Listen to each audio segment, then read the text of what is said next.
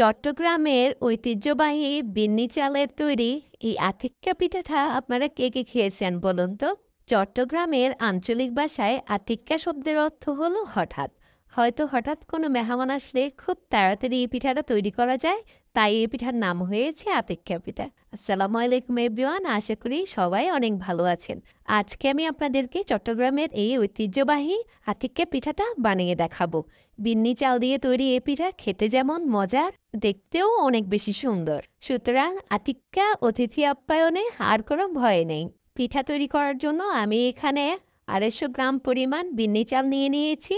এখন এটিকে আমি পর্যাপ্ত পরিমাণ পানি দিয়ে ২ ঘন্টার মতো ভিজিয়ে রাখবো। এর ভেতর আমি বাকি উপকরণগুলো রেডি করে নেব। আমি এখানে ৬টি চিনি চামড়া কলা নিয়ে নিয়েছি।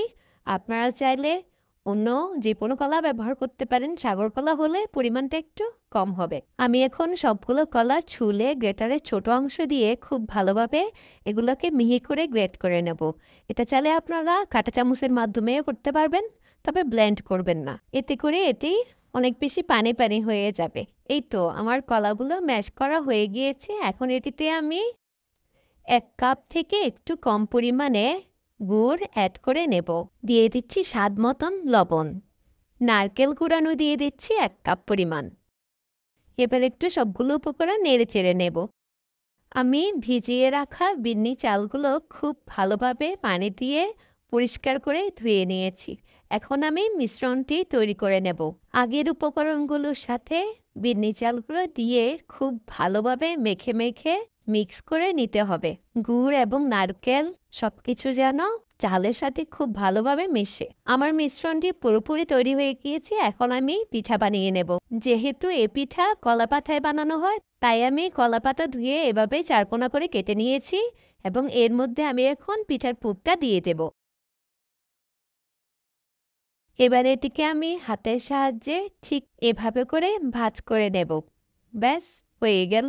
কিছু পিঠা আমি এরকম স্টিলের ছিদ্রযুক্ত একটি ঝাঁঝরিতে নিয়ে ভাপিয়ে নেব এবং বাকিগুলো আমি রাইস কুকারে দিয়ে ভাপিয়ে নেব।